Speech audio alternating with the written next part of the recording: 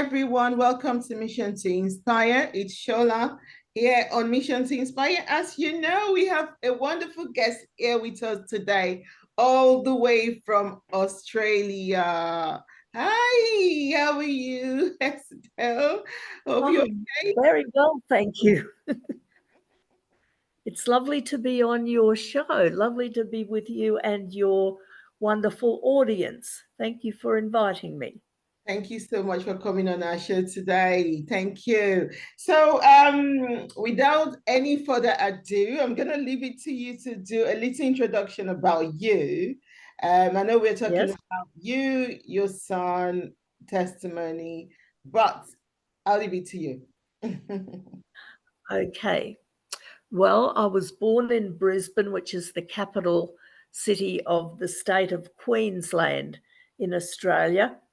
I now live way out on the Darling Downs, which is out in the bush in a little tiny town of less than 2,000 people. I find that really, really fantastic, actually. I really enjoy it.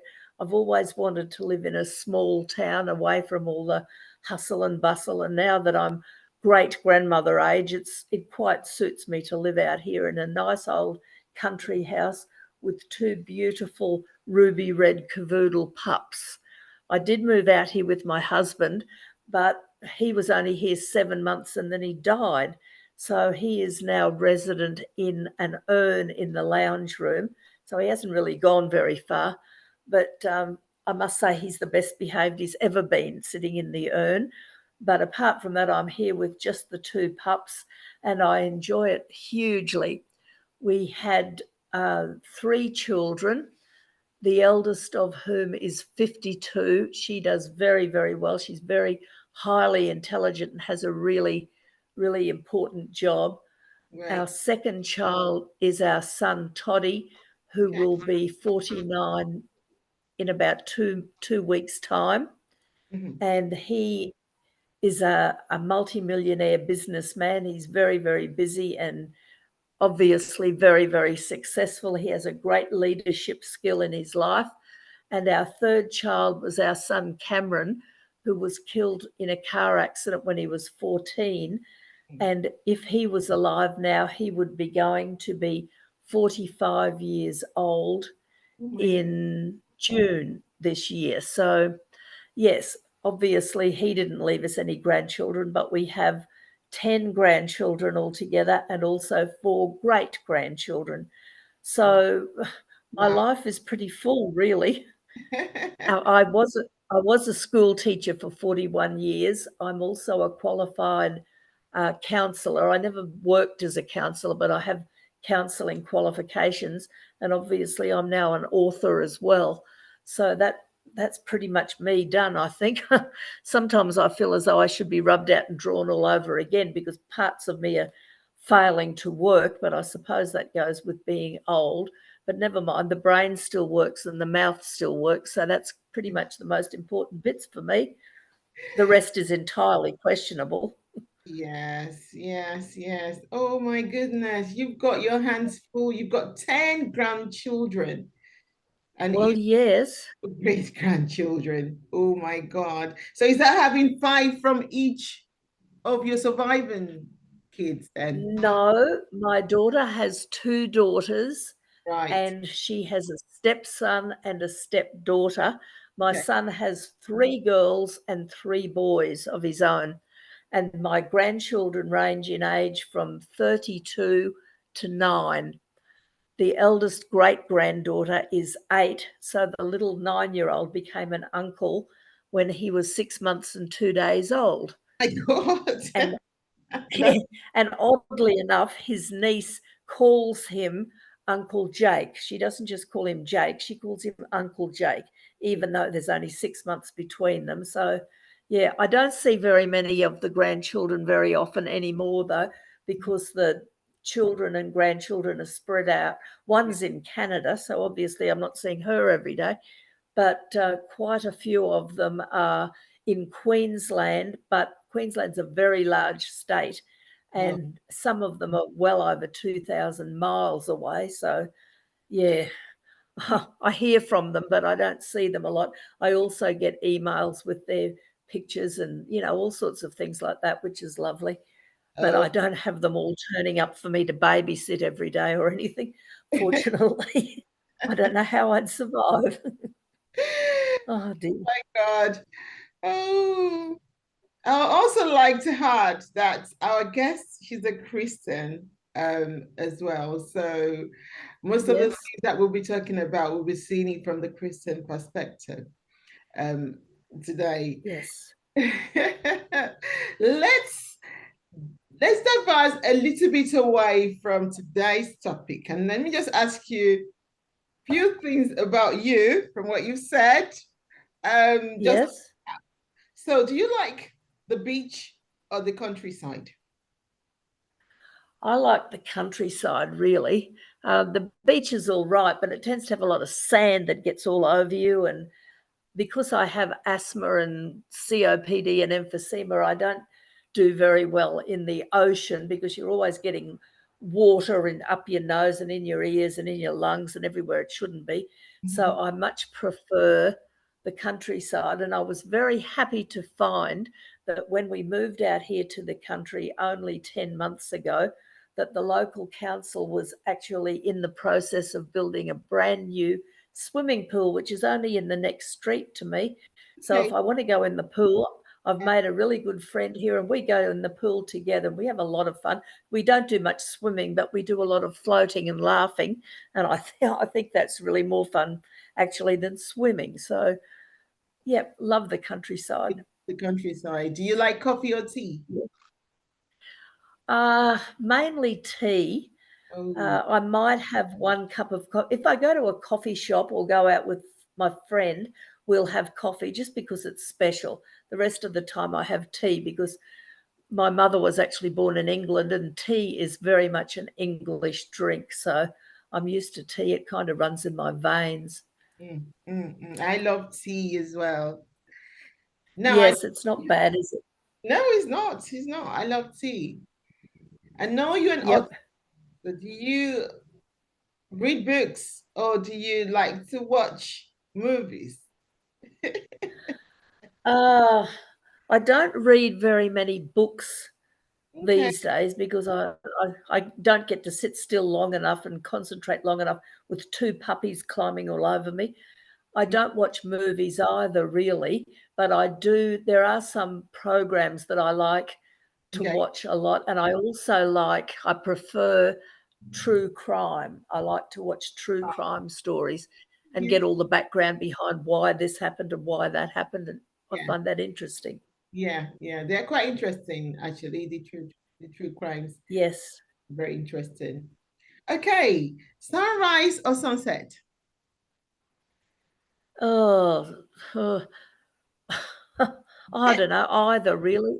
Sunset probably because you're closer to going to bed, and I Okay. think when you're a great grandmother, going to bed has a lot of advantages. Well, I sleep with the two dogs for a start, so they're always there all night, and they're nice and cuddly, Yeah. and I know where they are, which is always a blessing. But yeah, I think sunset. Sunset. Sunrise, you've got a whole day to live through until you can actually go to bed. Well, I do fall asleep in my chair a bit, but Yeah. I mean, that's not kosher. Who wants to fall asleep in their chair? Not anybody, really. So I think sunset, yes. Sunset. Okay. Lastly, and I think this one we already know anyway, but I'll ask you, dogs or cats? Oh, dogs. Goodness me, dogs. Of Do- course. Know that. Dogs, or when I was teaching, I always thought that the boys that I taught were like puppies and the girls were like kittens.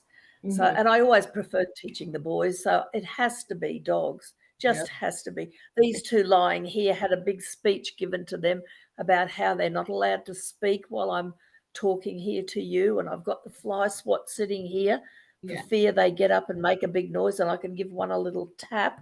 Right. The last time that happened, I Mhm. finished my podcast and found that the fly swat was in two pieces with lots of little auxiliary pieces all over the carpet.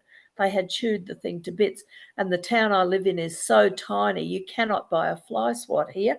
So I had to make a 180-kilometre round trip to a town where you can buy a fly swat. So I'm sitting on this one at the moment. They better stay just exactly right where they are asleep in their lounge chairs, because they're doing well at the moment. So we'll hope for the best. But Yeah, we love our dogs. Yes, we do. dogs, of course. They're the only ones with you at home now. All your kids are gone, isn't it? Yes, the kids are gone. The husband is still here, but he's in an urn in the form of ashes. So he's not a whole lot of not much conversation coming from him. So yeah, he's not very good company in his urn, but at least he's behaving. So Mm. that's good, I guess. Yes, of course. Thank you so much for that. So, You are more than welcome. can you actually share with us a memorable moment with Cameron's life? Can you share a memorable Yes. moment from his life? Well, I think probably the most unexpected and for me, unusual moment that I had with him in his life was when he was 3 years old and he came out of his bedroom in the morning. I was standing at the kitchen sink. I was probably making a cup of tea, but Yeah. he came out and stood next to me in his pajamas, all of 3 years old. And he said to me, pointing to his the palms of his hands, he said, "Why do they do the pictures of Jesus with the nail prints there and there on the palms of his hands when they're really there and there, pointing to his wrists?" And I said to him, "Are they, Cameron? How do you know?" I mean, he was 3 years old after all. And he said to me, "When Jesus was in my room last night and he held out his hands and he smiled at me, I saw them. They are there and there on his wrists." And I thought to myself, well, we've really got a different one here. I'm not quite sure what you do with a kid that knows where Jesus, uh, handprint things are. Yeah. Oh, yes, it sort of threw me. What do you do with that child? And he lived his whole life in one of those, what do you do with that child fashions. The others weren't at all like that. But this one, yes, he had Jesus in his room smiling at him and showing him his nail prints in his wrists, not in his hands. And this one was very interested to know why the pictures are always done with the With the nail prints in his palms. So yeah, I knew I had a different one right from the word go. Oh my God. Oh my God. That is very interesting. Yes, Wow. I mean, yes. because if he was still alive, bless his soul, maybe he will be able to tell us more about Jesus. Well, Yes. absolutely. Yeah. This boy's first sentence, which he announced as a declaration at 11 months of age, was, "God's not dead." And he lived his whole 14 years proving every day that God's not dead. So I said to God when that happened, well, who is this boy? And he said, "He's a prophet. Don't forget any of the things that he says. Keep them in your heart because one day you're going to need them." And that turned out to be absolutely true, because when I decided to write his life story Mhm. in 2015, Yes. um, I could remember every conversation with him or about him that needed to be in the book, because I had kept it all in my heart and it just all poured out. So there was no trouble about, are you going to forget half Cameron's life? No, no, no, no, no. No, it's all there, all word for word. Everything that needed to be there is there word for word. And I thought I did pretty well to be able to remember it as one so antiquated. But anyway, I did. So there you go. Wow. Wow. That is interesting. That is interesting. That is very interesting, Yes. to be honest. It is. But then, as we all know, the good ones always go early. So, oh God, bless his soul. Yeah. Bless his soul. Yeah. Yes. But at least he told me before he went. Yeah. Yes. He was in the spa with me one Sunday afternoon, we were up at the Sunshine Coast, which is a holiday resort area not very far from Brisbane, because we still lived in Brisbane at the time. And we were having just a little 4-day break up at the Sunshine Coast at a resort.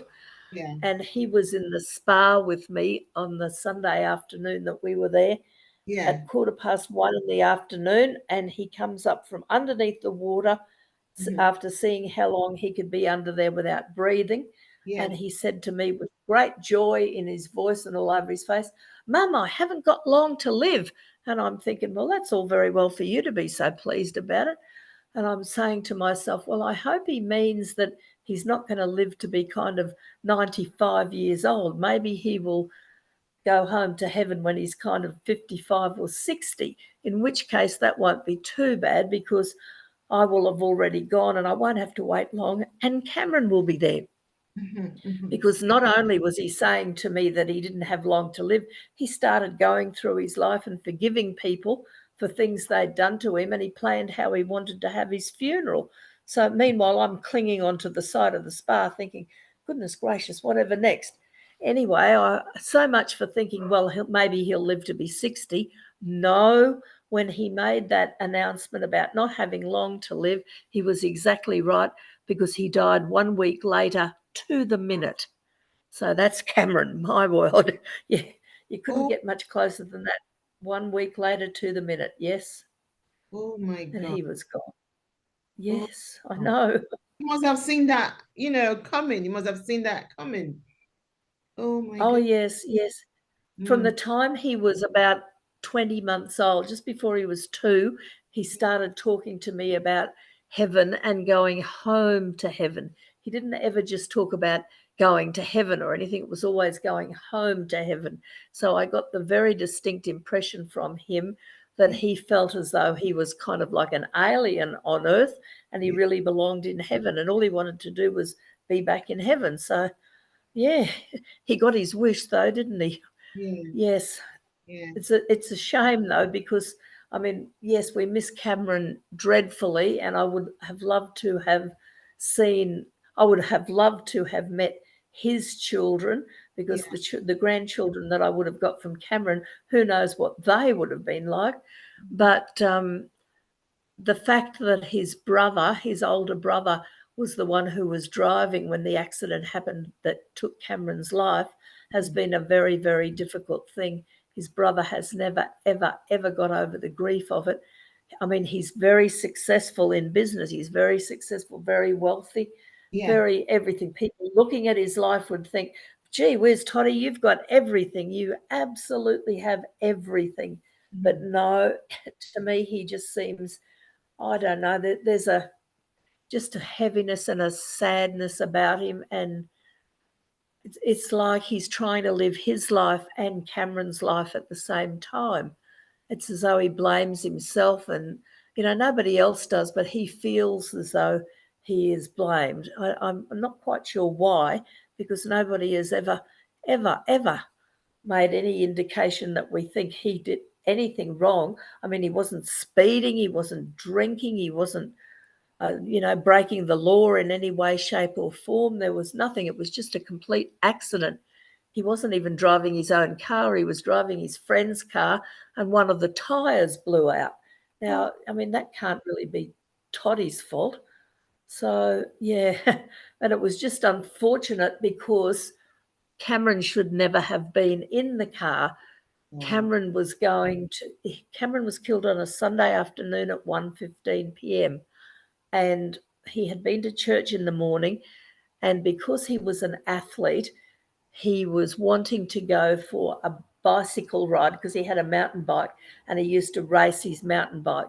He was wanting to go for a bike race or bike ride in the afternoon, but there was some part of his bike, something on the, I don't know, on the brake or near the brake area that was not functioning. And he was unable to go for a ride because the bike wouldn't work properly.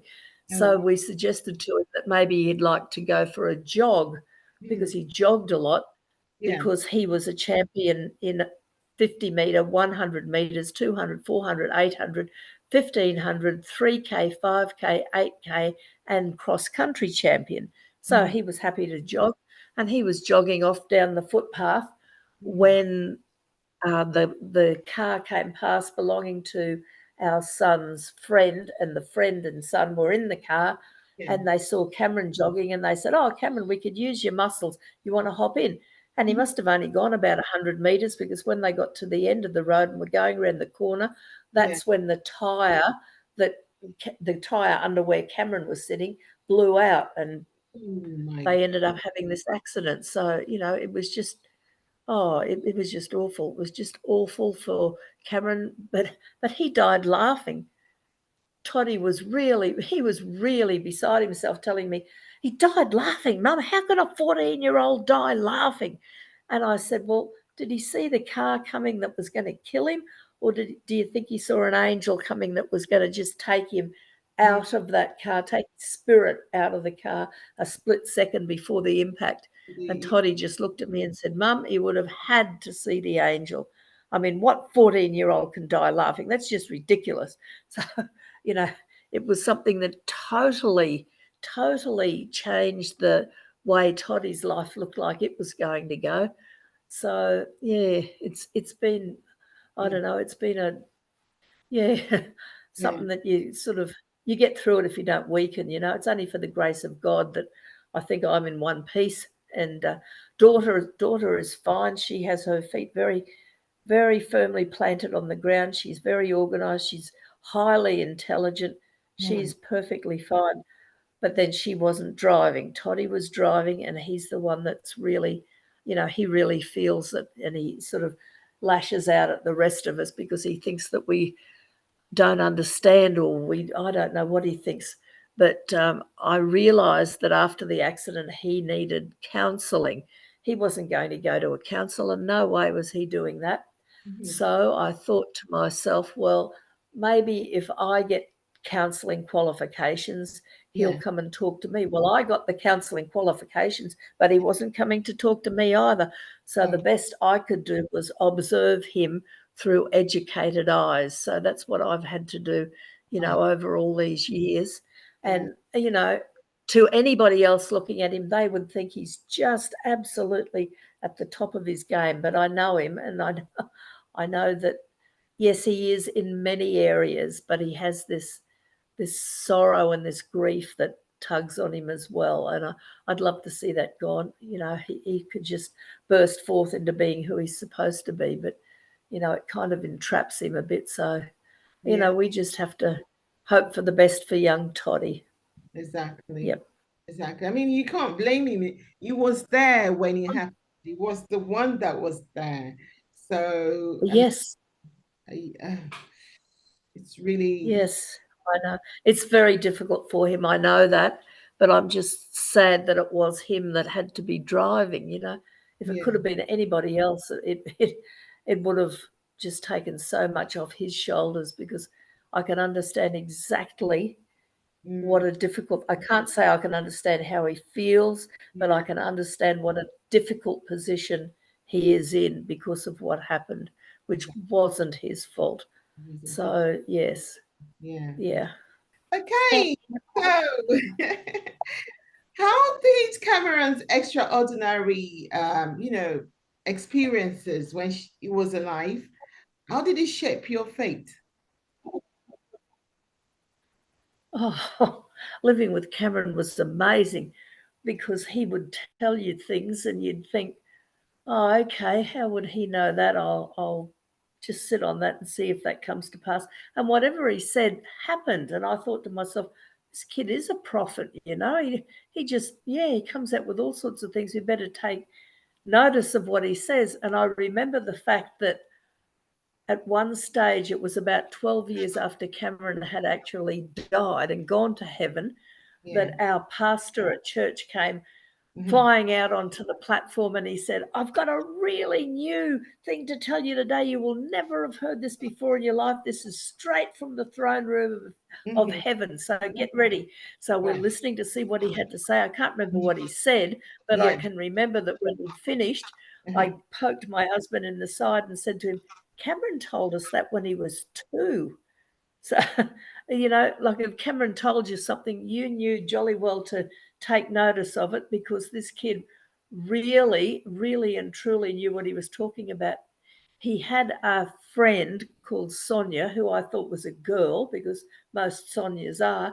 And I didn't realise until Cameron informed me when he was 9 years old that Sonia was his guardian angel. He said to me, Mum, doesn't everybody have a guardian angel they can see and talk to? And I said, well, no, not usually. I had been wondering how Cameron got all this wise information from this girl, Sonia. But when I realised that she was actually not a she, but she was an angel, that made a whole lot of difference. After he was killed, I went and looked up the meaning of the name Sonia in a baby book, and it means wisdom. And I thought that'd be exactly right. That boy's been plugged into heaven's wisdom from the moment he was born, probably before he was born. So, yeah, he had all of this information that he got from Sonia. And yes, it all came to pass. So, yeah, it really, it really made your Christianity just sort of come alive in front of your face when you were living with Cameron. I tell you, it was different. Oh. Yeah, nobody else I knew had any sort of relationship, or a child with any relationship like Cameron had with the supernatural world, and the other side of, of what we normally consider usual and normal. Just Cameron, only Cameron. That was him. Yes. So he was different. Oh, he was so different. Yes. Wow. Blessed memory of him. You mentioned, right, in your book, one of the Kingsmen, that's the book, right? Yes. You're facing immeasurable grief and loss. How did you find the strength Yes. to maintain your faith and throughout all the challenges? I mean, I see you now, you're strong. But I know you must have been through a lot. Yes, I found the strength to maintain my faith because there was nothing else that I had in my life to hang on to. I mean, my father was a minister, not that I enjoyed his church at all very much, they were far too strict, but I'd always been in church the whole time, the whole of my life, and I had nowhere else to go for strength apart from church. There was no difficulty hanging on to my faith whatsoever. Yeah. Um, it would have been if I had to lay it down, that's where the difficulty would have come in, because it was rather like, I don't know whether you know about the book that somebody wrote about someone seeing two sets of footprints in the sand and then only one set. And they said to God, look, when my life was the most difficult, there's only one set of footprints. You obviously left me.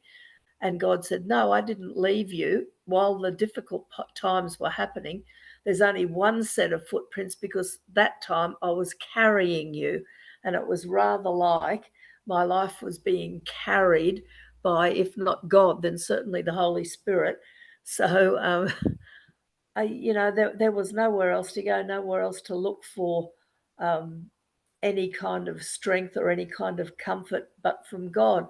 I mean, that's what Cameron would have done, yes, and that's certainly what we did. So, yeah, that's the only way we got through, and I'm so thankful for it, because even though Cameron's life was so short and Yeah. there was such a lot of tragedy around his death, I wouldn't have missed being his mother for anything. I just wouldn't have missed it because it was just so outrageously different. And, I'll never look at life the same way again as I would have if I had never had Cameron.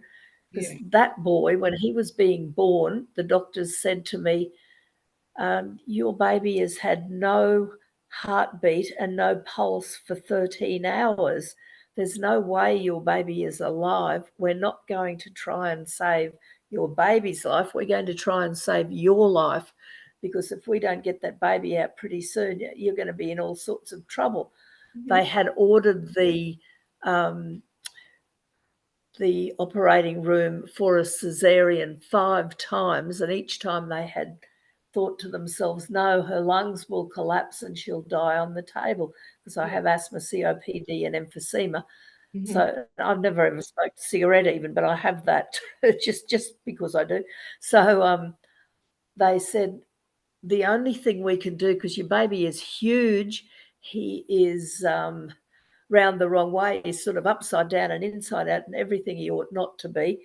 He was also 20 days late by this time, and they said to me, the only thing we can do is cut him up and take him out piece by piece. And I Oh, thought, goodness gracious, yes, I know.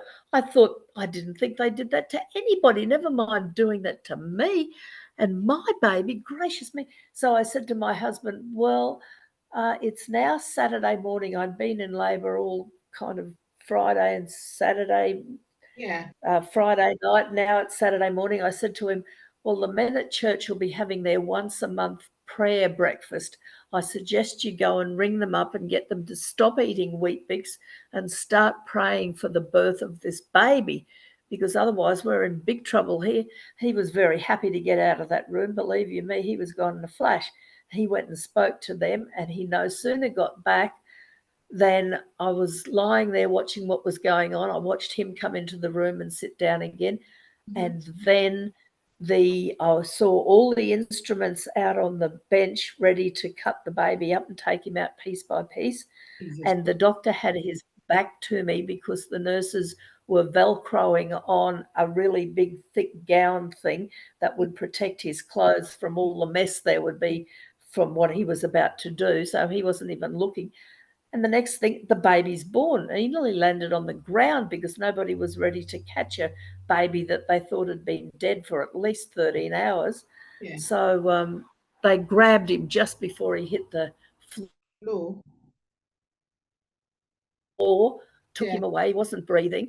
He Oh, had the cord around his neck 3 times. They gave him oxygen, and then a very, very surprised nurse came back in and handed the baby to me and said, you have a baby boy. He weighs 10 pounds, 2.5 ounces, and he seems to be all right. So, wow. so that was Cameron's birth. And I knew this kid had been born straight into the prayers of the men from church. What else could he be but what he was? What else? Yeah. So, yep, that Yeah. was Cameron. The only thing in his life that I would say was affected by his birth Yeah. was the fact that he and Yeah. maths were on 2 different planets. He just could not do maths. And I would say it was because of the amount of time for which he had insufficient oxygen getting to his brain, because he was certainly strong, he was athletic, he was running state times in all those distances, and he was the cyclist. He did a bit of karate. He was in every way perfect. He was tall, he was blonde, he was broad-shouldered, he was handsome, but he Yeah. couldn't do maths. That was the only thing that you could look and say, well, what is it with this boy? And I'm sure it was because he had the lack of oxygen for the amount of time that he had the lack of oxygen.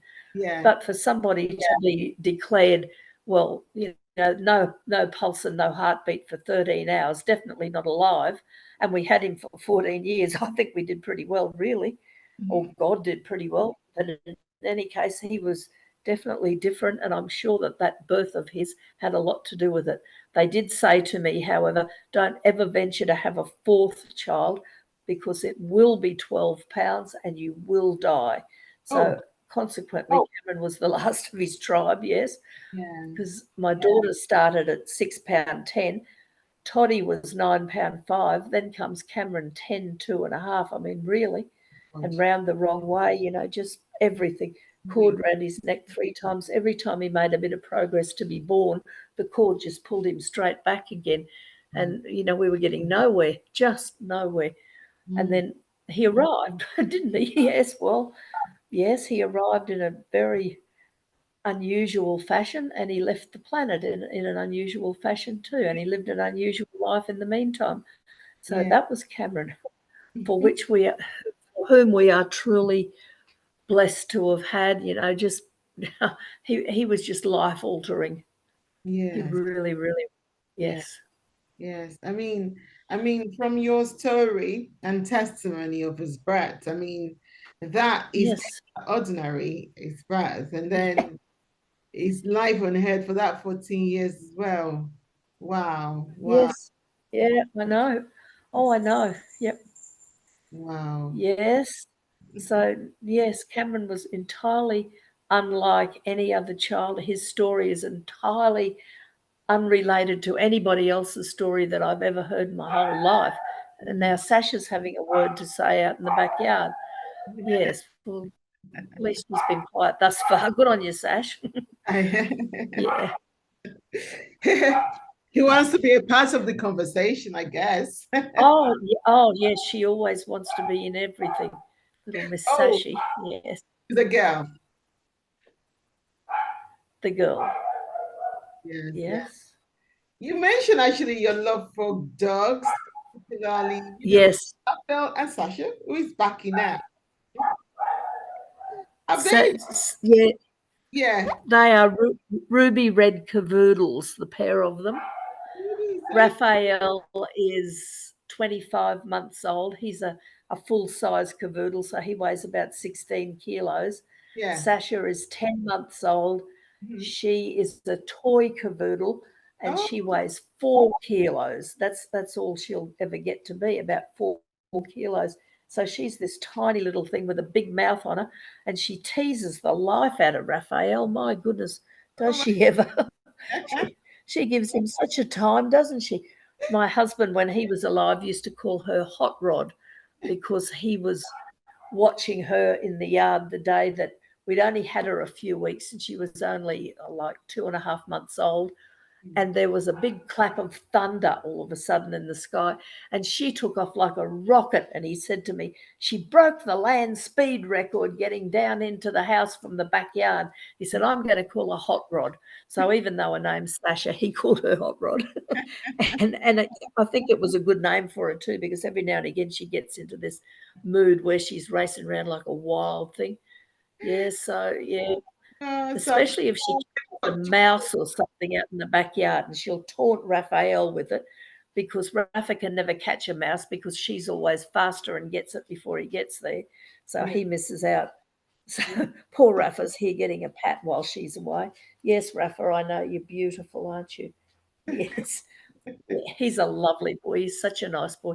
He's had a little bit of assistance dog training. So Right. yes, he's really, really good. He's very caring and very lovely. Sasha is Sasha. Wow. Yeah. But I love them. I just love them both. Yep. They're both beautiful. Goodness, blessed, blessed. So, I'm sure they brought you joy. Definitely, they brought you joy. Tremendous joy. Yes, Uh, yes, they're very entertaining to watch. Rafa has a favourite food, and when I give them some food, he'll yeah, check it out, and if he finds it's his favourite, he will dance with it before he eats it. Now, what other dogs do that? He'll dance all around it, throw it in the air and catch it and have a little dance. I'm right. hoping that he'll teach Sasha to dance with her food, but I don't think Sasha would do that. No, no, no, no. She's too busy gulping it all down. But Right. he'll have a little dance with whatever he gets that he really, really likes. He's very entertaining, and Mhm. he's very smart. He knows the time too. And he'll let me know if I have told them. I leave them in the house if I'm going to be out in town, because town's only 2 streets away. There's not many streets in the town at all. But anyway, the main street is 2 streets from where I live. And Okay. if I'm going out, I leave them inside the house for fear somebody would steal Sasha, because she's ever so pretty. I mean, Raphael is lovely, but you wouldn't steal him because he'd be such a lump to have to pick up to steal him and take him over the fence. But Sasha, yeah, she'd jump up and try and go with you.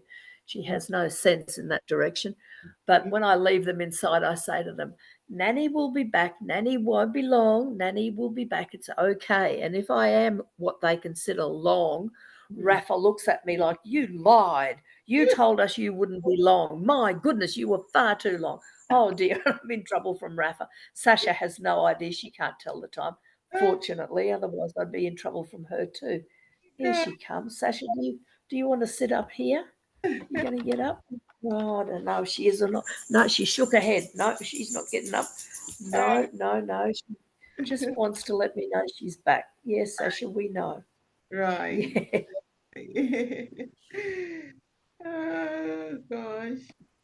So, is there any advice that you would like to give others navigating through, almost the same trials and tribulations that you've been through? Yes, I think that my most useful advice would be to spend time with your kids, to love them, and to not assume that you're going to have them forever because Wow, you don't know which day is going to be the last day that you have them. Hopefully, they will all outlive you, that's true. but there are some children, obviously, that do not outlive their Hmm. parents. They are killed, Yes. or they get sick, or something happens to them. Anything, and you just never know how long you've got with them. So spend as much time with them as you can, invest as much of yourself Mhm. and your values that you see as being important into them as you can while you've got them. Yes. Because even if they do outlive you, Mhm. they've got that in you to give to the next generation, to their children that you may never see anyway. So yeah, I'm fortunate in that, my son and my daughter have produced for Mhm. me so many grandchildren and great grandchildren that I've got all over the place. But I'll never see children that Cameron would have produced. And Wow. I'm just so glad that I spent such a lot of time with him and Mhm. he was so receptive to what I had to say to him. I'm also glad that I didn't spend a lot of time trying to push maths into his head because I could have, as a teacher, I could have sat him down every afternoon and kind of forced him to learn how to do maths. And look, no, I'm so glad I didn't do that because it just would have been, it wouldn't have added to his life. He never lived long enough to need the maths, I would have told him. But yeah, spend time with them as individuals, not as a herd. Get to know each one individually because each one is so different. They have such individual personalities. My Yeah. three kids are, yeah, like chalk and cheese and bananas, just totally different from one another. But in each one, there is just so much promise and so much to love and so much to like about them, so much to be proud for, Yeah. for the things that they have achieved, and, so much to wish for them, and give them the inspiration to know that you've got their back, and you'll always be proud of them whatever happens, and you'll always encourage them. Mm. That sort of encouragement and time and Yeah. putting yourself into them, I think, is one of the main things that parents can do to help their children and to be of benefit to themselves Yeah. should they lose that child when they're not expecting to. They've Oh, got so much of that child in them, and so much of you is in that child. If mm. that child goes, well, you've given away part of yourself with them, and you wouldn't do anything else, really. You Yes. just want to do that. Mm, mm, mm, mm, So mm. just love them. Just love them. Love them. Just love them. Yes. And spend as Yep. much time as you can with them. I mean, Yes. wow. Thank Yes. you so much for coming on our show today. So your book, um, One of the Kingsmen, where can we purchase it? Want to?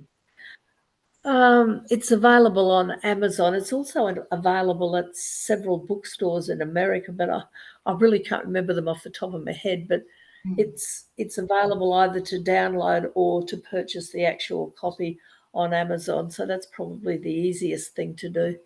okay. It's a book that you will remember all of your life if you've read it. I mean, it was an amazing book for me to write, but it was an amazing story for me to live. And I knew I had a story there that nobody else would have, really, and it was just so worth getting out because once I'm gone, Cameron spent so much of his time talking to me about different things because his father was off doing whatever and the other kids were off doing their thing, and he was the baby of the family. So he spent so much time, and I knew that once I'm gone, nobody would really know his story. When Toddy read my book, he said, well, that's the side of my brother I never even really knew existed. And Yeah. that's kind of how it was. I really wanted to get Cameron's story out So for people, you know, who are interested in real life, true, honest to goodness stories with Yes. nothing embellished, nothing made up, that have been lived by somebody, that's one book to get, because you know, you're not going to read that about any other kid that I can think of. If you do, I'll be surprised. But yes, it is available on Amazon, and it's Okay. available in hard cover, soft cover, and to download as an ebook. Okay. Great. So yes, Yeah. Yeah. Thank you so much for joining us today. And it's a blessing you are more than welcome. story on our on our show. Thank you so much for sharing. Thank you so much for joining. Thank you for having me. It was lovely to have time to speak to you and your audience about Cameron and his life. Thank you so much. And good evening from Australia. It's the great Southland of the Holy Spirit. You maybe don't know that, but that's what it's called. Wow. Yep. Well, I don't know I that. know. It's great. We Yeah. Yes. And let me tell you, I am descended from a first fleet arrival. So the first day that people came here, apart from the Indigenous people who had been here forever, yeah. the first day that people came by ship from England, Yeah. my fifth time great grandfather was on that ship. Mhm. So, yeah, so I'm really attached to Australia because, well, you know, it's my heritage, isn't it? And yep, it is the great Southland of the Holy Spirit. So just love it. Praise that land of the Holy Spirit. Thank you so much Yes, for joining yes, us today. you're welcome. Until next time. Yes, thank you so much. Have a great evening, won't you? Or Thank day or morning, whatever you've got now. I'm about to have, yeah, 8 o'clock here nearly. Yep. Yeah, yeah, it's nearly 11 o'clock here as well. Thank you for joining us Hey, today. right. Thank you All so right. much. Thank you. Bye. Bye, bye, bye. Bye. Bye. And until next time, it's Shola on Mission to Inspire. And I hope this really inspired you from Estelle, Everingham, all the way from Australia, sharing our story, sharing the story of our son. Please subscribe to the channel if you haven't done so. Okay. And until next time, it's Shola. Goodbye. Subscribe if you haven't done so. Like, follow, comment. Until next time. Goodbye.